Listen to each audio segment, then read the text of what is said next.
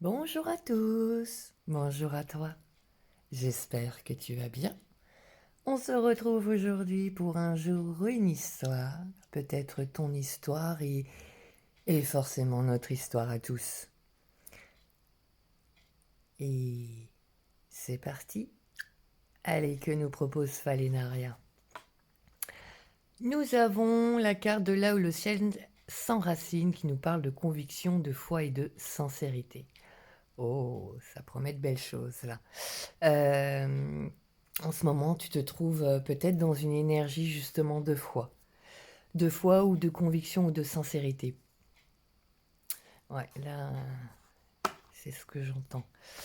Ensuite, nous avons ce val où s'étirent nos soupirs, qui nous parle de manque, d'isolement et d'indépendance. Alors, là-dessus, euh, entre ces deux cartes déjà, euh, peut-être que euh, tu as la foi d'être peut-être plus indépendant ou, ou bien tu vas être sincère par rapport à un certain manque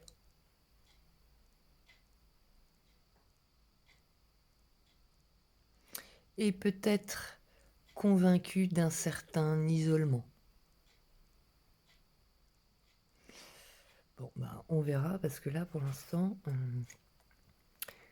la dernière carte, c'est la valse en a pas les célestes qui nous parle d'harmonie, d'équilibre et d'inertie. Ouais. Peut-être que là, toi, tu cherches en toi et où tu as en toi une certaine foi, euh, peut-être vis-à-vis d'une indépendance que tu te souhaites euh, pour arriver à une certaine harmonie, un certain équilibre. Elle est pas mal celle-là. On a 2-8 là, hein. On a 2-8. Euh, Tiens, c'est intéressant. Celui-là, alors là, on l'a inversé comme d'habitude, mais là, il n'est pas inversé. Euh, Dans le jeu, les cartes 8 sont particulières. Dans tous les cas, on a ici, c'est intéressant, ça me rappelle les histoires précédentes où j'ai pu te parler d'une certaine danse à mettre en place entre notre masculin et notre féminin, entre notre principe créateur et destructeur que nous avons actuellement avec Vénus et Pluton en Capricorne. Euh, alors on va voir si ici ça nous parle de ça. Mais là on voit, enfin en tout cas pour moi, il y a une danse, il y a quelque chose qui se met en place. Tu avais peut-être cette vision d'ailleurs depuis longtemps. Et il y a une foi là. Il y a une foi en cette harmonie, en cet équilibre. Peut-être que tu te souhaites. Mais en tout cas, il est là. Enfin, là, j'ai vraiment cette impression-là. Alors, allons découvrir l'histoire.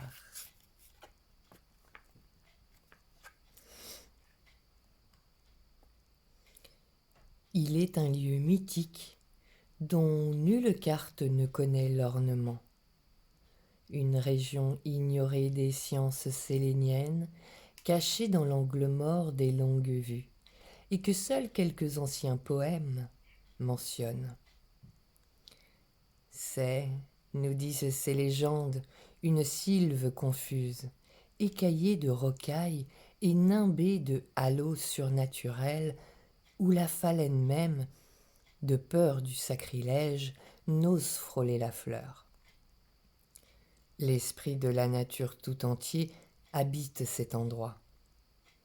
Au fil des siècles, à pleine poignée, ces astres dévoués y ont accru leur semail sacré. si bien que tout y est imprégné de l'essence divine, intense et envoûtante, qui irradie jusque dans les moindres bagatelles de la végétation. Chaque tronc, chaque pierre, brindille et feuille est tatouée d'indéchiffrables glyphes. Tantôt incandescent comme des braises, tantôt gonflé d'opalescence. Sans cesse et à jamais, le ciel consigne dans le sol tous ses secrets. Il écrit son histoire à travers les ramures.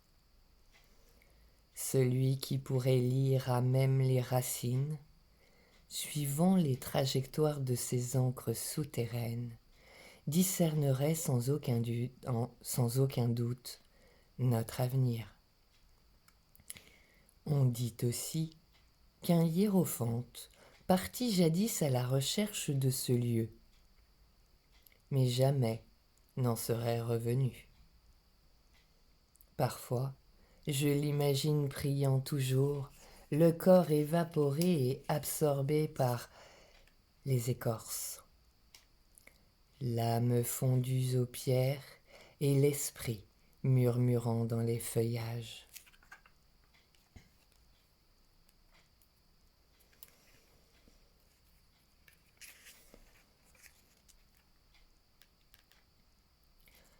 Longues sont les heures lorsque, en proie au manque, privé de la présence de l'âme aimée, il m'arrive de faire face au vide. J'affectionne beaucoup un lieu en particulier, un promontoire pierreux dressé à la lisière d'une vallée immense et désolée. Devant ce paysage vespéral, j'aime à rêver. Malgré le vertige, perché sur l'avancée rocheuse, au bord du gouffre. Je regarde au loin, et toujours, je devine vaguement de l'autre côté de la vallée une avancée semblable, montée d'une autre minuscule silhouette. Tandis qu'en dessous, quelques malingres végétations étoilent la rigueur des pentes rocailleuses, mes rêves prennent leur essor. Parfois, lorsqu'une lune pâle, à demi tapie sous l'horizon, vient éclairer ma solitude, je vois se peindre sur les moires célestes le filigrane d'un visage qui ressemble à celui de l'adoré, et qui, en même temps, me ressemble étrangement. Et je me sens rassénéré, comblé par la grandeur que prend le ciel alors. Je me trouve apaisé par la subite modestie de la vallée. Comme celui qui sait enfermer la distance et tasser dans son cœur l'abîme de l'oubli. J'ai pressé dans le mien la même plaine immense, mais n'ai pas pu laisser l'amour enseveli.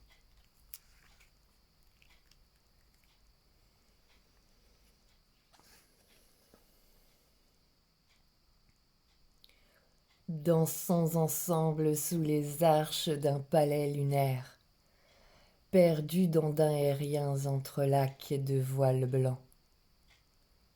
C'est tout un royaume qui naît de nos tournoiements, esquissé dans la magie translucide d'une sphère, valsant avec nous dans le tourbillon d'étoffes vaporeuses. Et si tout dans l'univers ne dépendait que de notre danse? Ô sages entités, oiseaux des nébuleuses, vous, dont les yeux aspirent l'infini, répondez. Quels apocalypses seraient précipités si l'un de nous ne venait pas un soir au rendez-vous? Quel cataclysme, quels Éden seraient alors mort-nés? Les premières cultures sélénites représentaient l'idéal sous forme d'une sphère. Ce volume parfait fut choisi comme exemple suprême d'harmonie au mépris des formes anguleuses dédiées au chaos. Notre société tendit longtemps vers cette perfection. L'individu cherchait le geste juste et la pensée claire. Ainsi s'endormirent les premiers peuples, bercés dans la rondeur d'une chanson trop pure, jusqu'à ce que nous comprenions que les éclats d'orage portaient aussi un idéal. Nous allions alors nous reconnaître dans le relief, voir la beauté dans l'étrange, prendre l'émotion dans l'écart, trouver la chance dans l'erreur. Et de là, nous n'eûmes plus à représenter notre idéal, puisqu'il était enfin partout.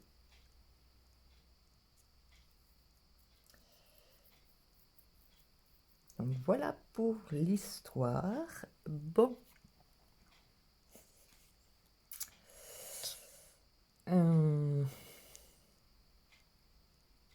Alors par rapport au collectif, ah bah on est bien dedans, hein. On est bien dedans. Et c'est aussi un peu ce que je vous parlais tout à l'heure entre ce principe destructeur et créateur, cette danse entre harmonie et chaos.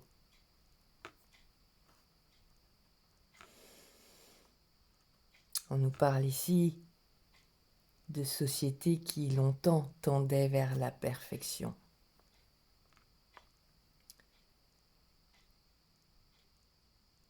Ne serait-ce pas le monde dans lequel nous vivons, qui tend sans cesse vers cette perfection? Mais qu'est-ce que la perfection?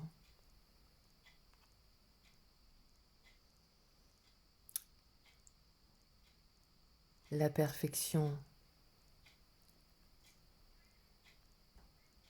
ne laisse peut-être pas de place à la diversité,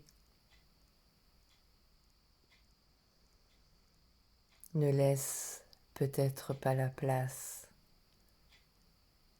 au droit à l'erreur. Sauf que, rappelez-vous, nous avons tous le droit à l'erreur.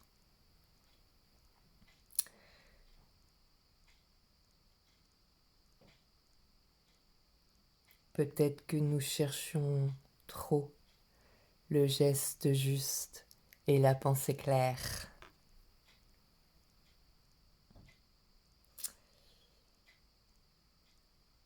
Jusqu'à ce que nous comprenions que les éclats d'orage portent aussi un idéal.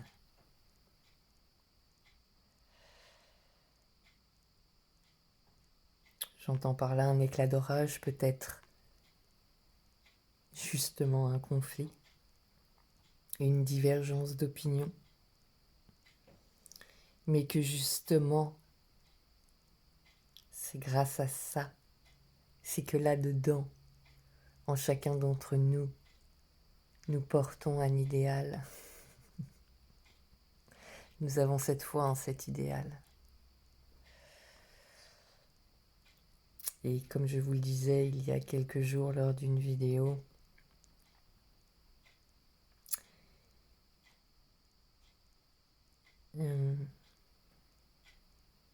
nous sommes actuellement en train d'écrire l'histoire qui sera demain dans les manuels d'histoire. Ici, on nous parle bien En tout cas, nous avons des très belles questions. Quels apocalypses seraient précipités si l'un de nous ne venait pas un soir au rendez-vous? Quels cataclysmes, quels Éden seraient alors mort-nés?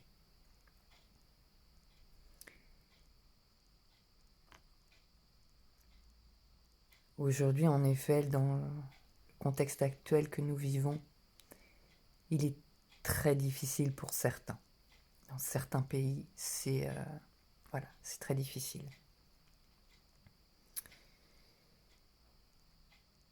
Mais souvenez-vous, c'est souvent dans ces moments de chaos, de destruction, de cataclysme, que naît de nouveaux Éden. Et que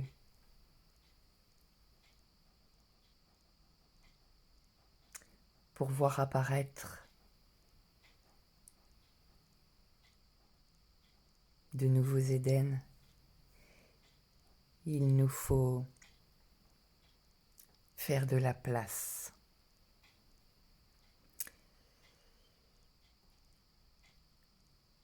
Alors je vous dirais d'abord en nous-mêmes, faisons de la place en nous-mêmes, faisons peut-être de la place dans nos maisons, peut-être du tri à faire, peut-être de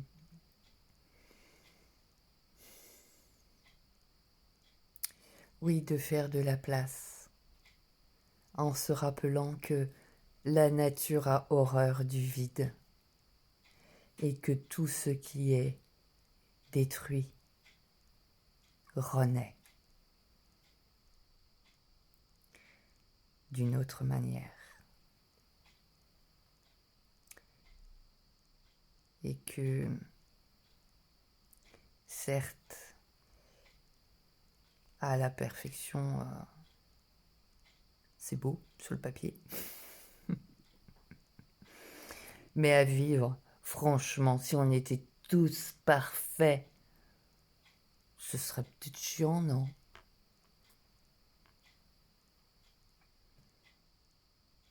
Et puis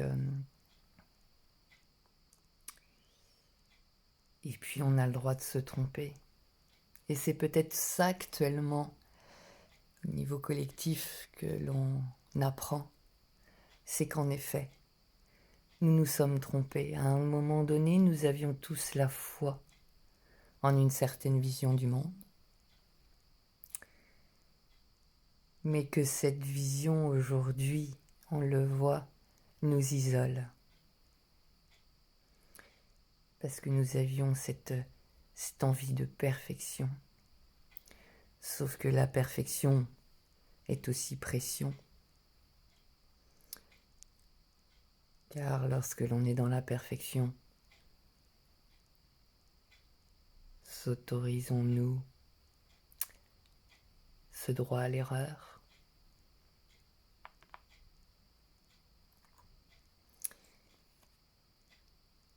Mais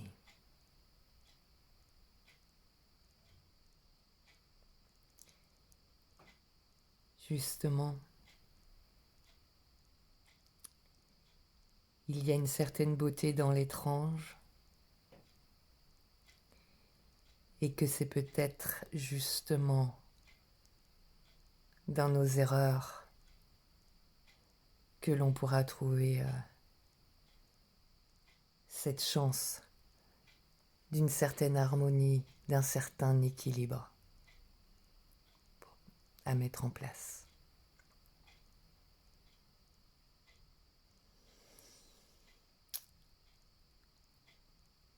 Là, au niveau collectif, wow.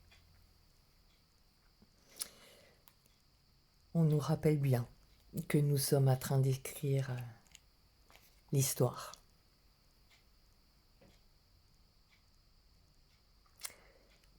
Je vais passer, on va dire, au niveau plus individuel.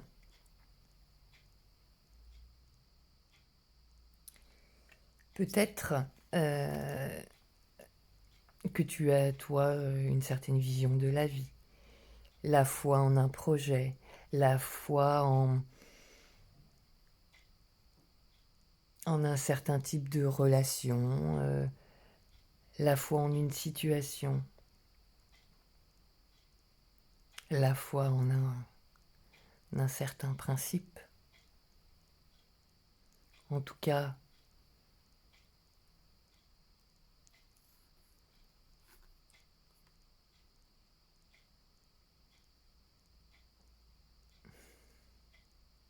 un beau jardin, un très beau jardin.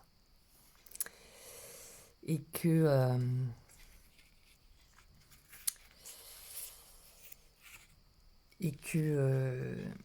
peut-être que jusqu'à maintenant, ce jardin, cette foi, t'isolait, puisque par rapport au, on va dire à ceux qui t'entourent, euh,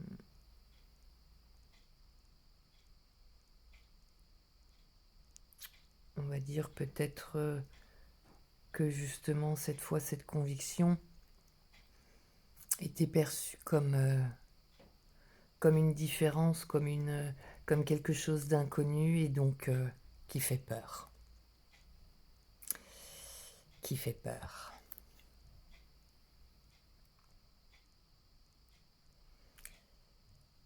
Mais qui ici nous promet, te promet, si c'est ton histoire,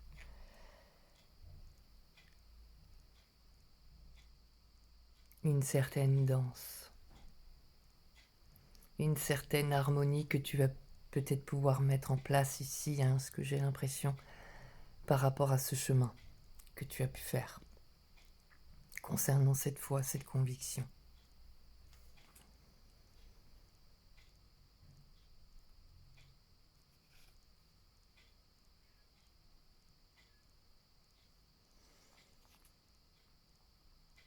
Et ce qui est magnifique ici, ce petit poème, qui est comme celui qui sait enfermer la distance et tasser dans son cœur l'abîme de l'oubli. J'ai pressé dans le mien la même plaine immense, mais je n'ai pas pu laisser l'amour enseveli. Peut-être que cette vision, cette foi, est en lien avec un amour allez, on va dire un amour inconditionnel, un amour divin, un amour pour certains qui peut être christique, un amour qui englobe tout. Non un amour possession, un amour tu es à moi, non. Un amour libre qui laisse chacun libre d'être qui il est, ce qu'il est, comme il est.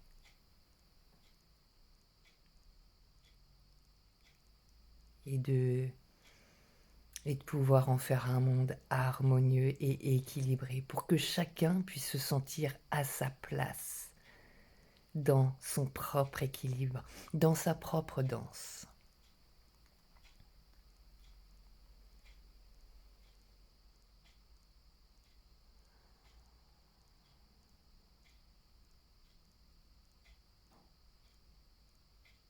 Mm.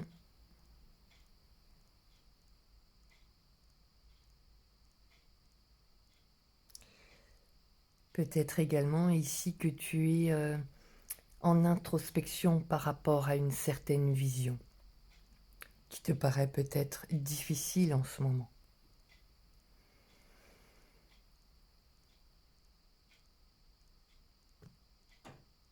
Mais quelle belle harmonie. Quelle belle harmonie. Quel bel équilibre.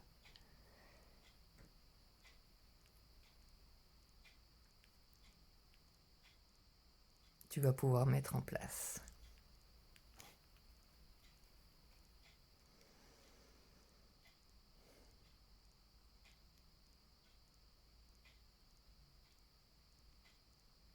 Je pense qu'ici, vraiment ici on le voit,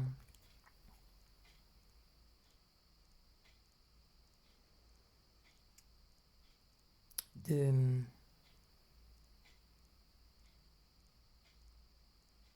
En tout cas, ce qu'on te demande, ce qu'on nous demande à tous,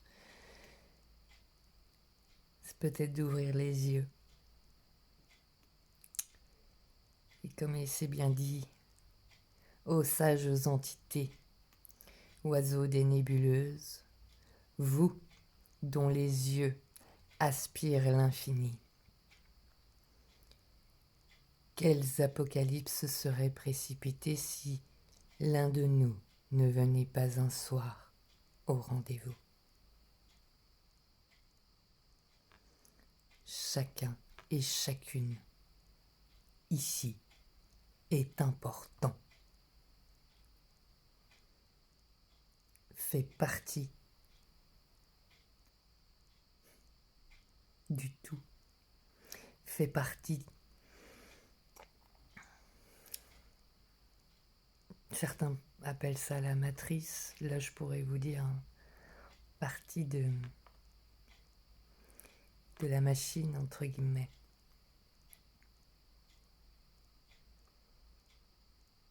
Et si un jour l'un de nous n'était pas au rendez-vous, quel impact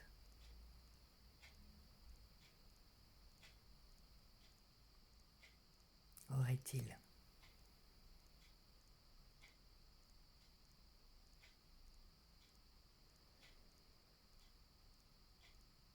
Qu'est-ce qui n'aurait pas pu voir le jour?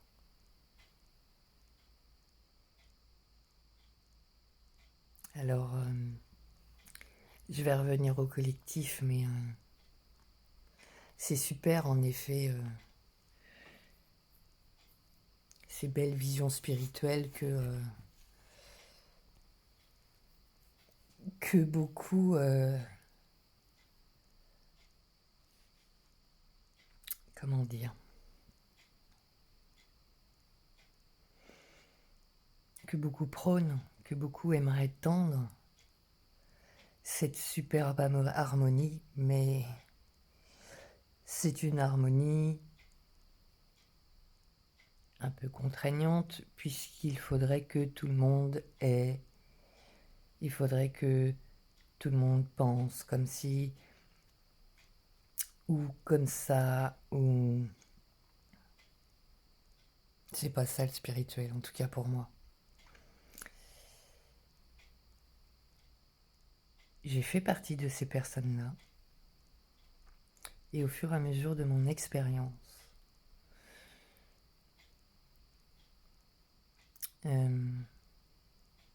m'en suis peu à peu détachée, puisque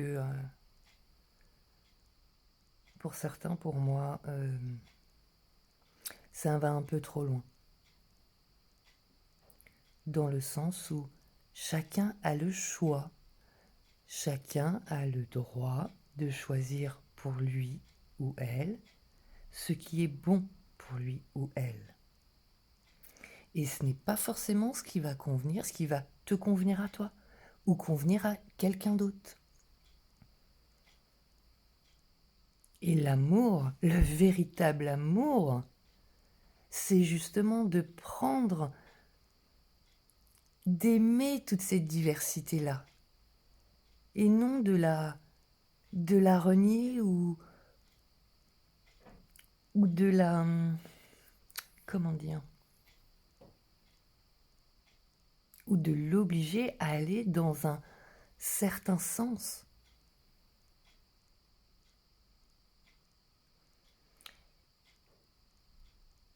Le spirituel est ici avant tout pour soi-même, pour s'ouvrir des champs des possibles que nous ne voyions pas jusqu'à maintenant.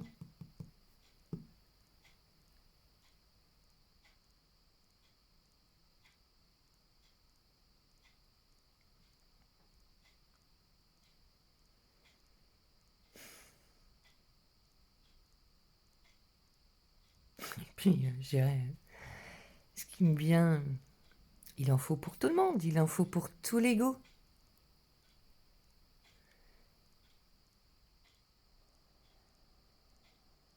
Et cette vision d'harmonie,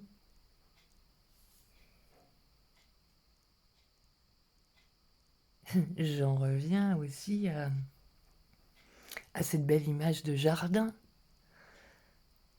cette belle image de la nature, et on le voit dans la nature. La nature est parfaite telle qu'elle est. Elle est parfaite avec ses saisons, sur le cycle, mais elle est parfaite avec ce qu'elle nous propose, avec ce qu'elle nous donne, avec cette beauté que l'on peut voir tous les jours, avec ses arbres, avec les fleurs, les légumes. Mais pour en revenir au jardin, il n'y a aucun jardin qui est parfait. Et ce serait peut-être une utopie que de vouloir cette perfection. Chaque plante, chaque fleur, chaque insecte, chaque animal est important, tout comme chaque être humain.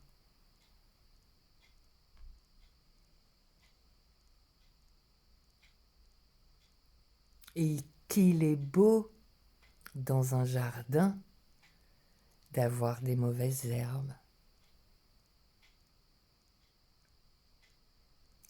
mais aussi des roses, des pâquerettes, des dahlias, des chrysanthèmes, des ronces, du lierre, des pissenlits. C'est beau la diversité. Et chacune de ces plantes sont nécessaires à un certain cycle de vie. Et nous, on le voit bien, moi la première dans mon jardin, ça m'enquiquine hein, de temps en temps de voir les ronces prendre de plus en plus d'ampleur, les mauvaises herbes, etc. Bah oui, mais si elles sont là, c'est pas pour rien. C'est parce que elles sont utiles à la vie. Alors, en prendre soin également d'une certaine manière. C'est-à-dire qu'on sait qu'elles sont là, on peut très bien aller, on va dire, arracher les mauvaises herbes, comme tout le monde le fait à chaque printemps, une fois par an. Et puis après, sur certaines zones, un petit peu plus. Mais si elles sont là, c'est parce que, au niveau du sol où elles sont nées, c'est peut-être qu'avant, il y avait un manque de drainage, par exemple. Ou, justement, pas assez de vie.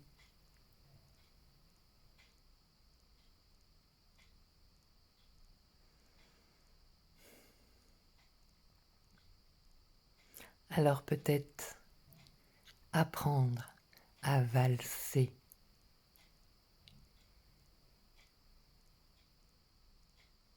avec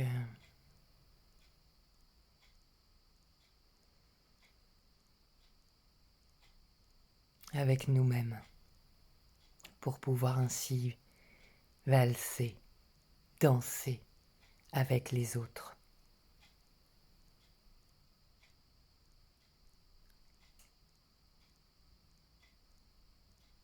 Dans l'amour de soi, mais aussi dans l'amour de l'autre.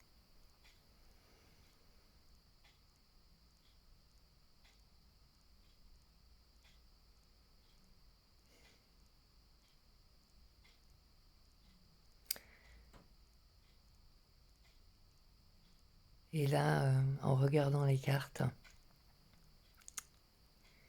tu as peut-être en toi une certaine vision, un certain quelque chose qui t'anime de très profond.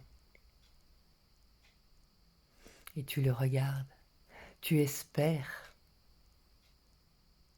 de ton promontoire que cette vision émerge. Alors tu regardes au loin si en effet ce que tu as mis en place, ce que tu mets en place chaque jour, est-ce qu'il te le permet? Et peut-être que tu vas voir ou que tu vois actuellement se dessiner au loin, en quelque sorte, cette vision d'harmonie et d'équilibre, d'une danse en toi, entre ces parts sombres, ces parts de lumière, entre ce principe de destruction et de création, entre le masculin et le féminin en toi.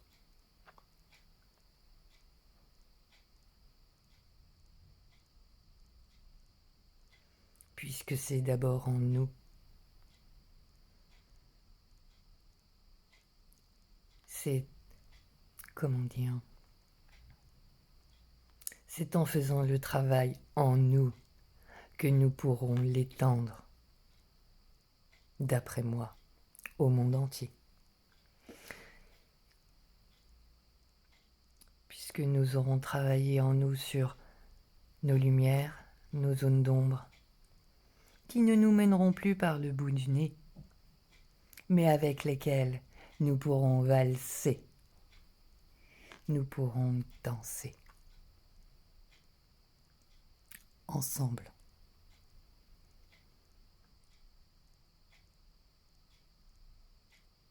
Comme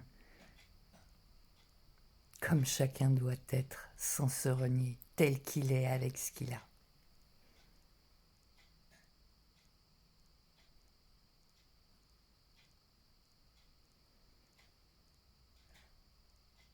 Alors si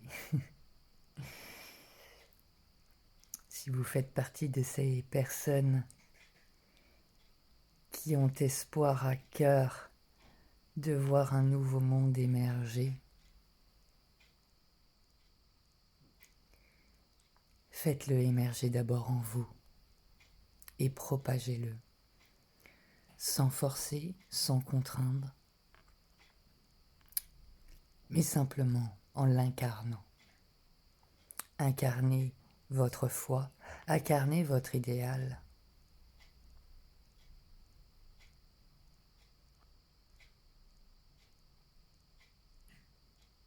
Et puis, c'est lorsque les autres verront cette danse qui vous anime, que eux également feront la même chose en eux, et ensemble, nous pourrons construire ce nouveau monde. Mais cela se passe d'abord en nous-mêmes, en soi, en moi, parce que là, je m'y inclus totalement.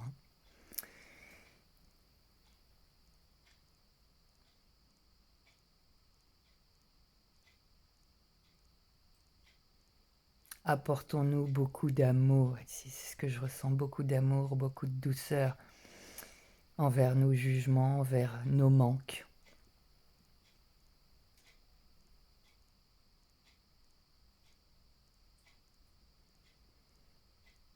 En se rappelant que la nature a horreur du vide.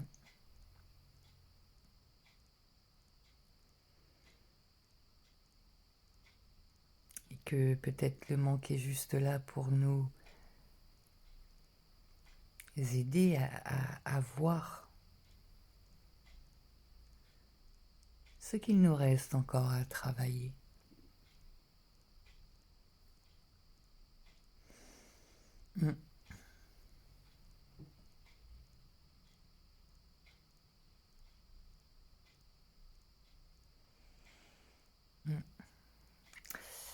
Donc là,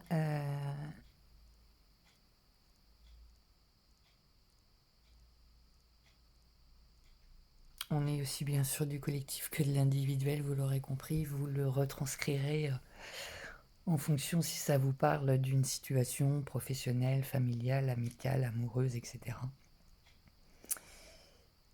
Mais pour moi ici, il faut davantage prendre de la hauteur et voir plus large que sur une simple situation. C'est pourquoi d'ailleurs je vous compte et vous propose cette guidance de cette manière.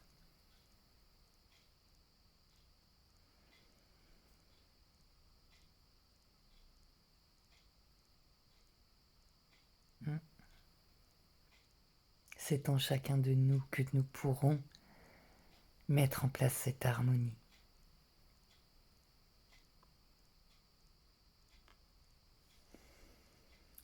Et nous pourrons réécrire l'histoire. Nous sommes en train de réécrire l'histoire.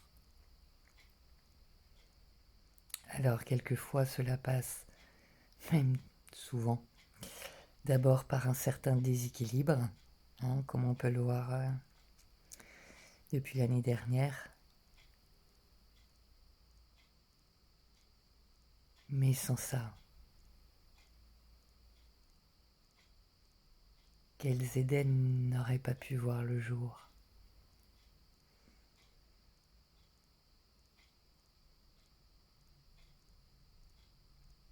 Grâce à ça, il y a des choses qui ont dû apparaître dans ta vie, qui sont même apparues en toi, des choses que tu ne voyais pas jusqu'à maintenant, et qui pour toi aujourd'hui sont d'une évidence, mais que sans ce contexte actuel, tu n'aurais pas pu le voir. Et pour moi, cela s'applique à tout, mais tout. Dès qu'il y a un obstacle, cet obstacle n'est pas là pour nous enfoncer. Il nous donne une indication, tout simplement. Et en quelque sorte,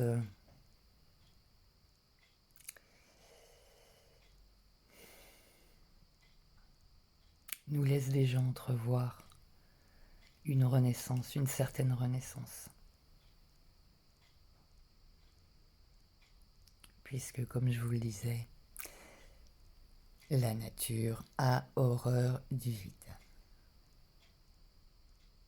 Voilà. Je vais rester sur ça pour aujourd'hui. Je la trouve magnifique. Encore merci à Gabriel Leroy pour ses magnifiques cartes, ses magnifiques dessins et ses sublimes histoires.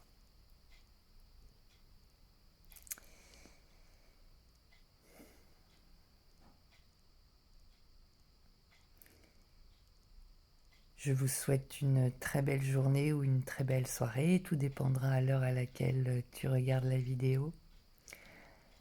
N'hésite pas à t'abonner à la chaîne pour recevoir les guidances en temps réel, à les liker, à les partager aussi. Et tu peux me retrouver aussi sur ma page Facebook ou Instagram. Tu retrouveras le nom de la page en complément en description. N'hésite pas à regarder, c'est vrai que je ne le dis pas toujours, mais d'aller regarder la description car je réécoute toujours les guidances. Et il m'arrive justement de compléter en description la guidance. Voilà. Et je t'encourage, encore une fois, à faire ta propre interprétation en fonction des cartes là que je te propose et des histoires que je t'ai contées. Je t'embrasse. Bisous, bisous.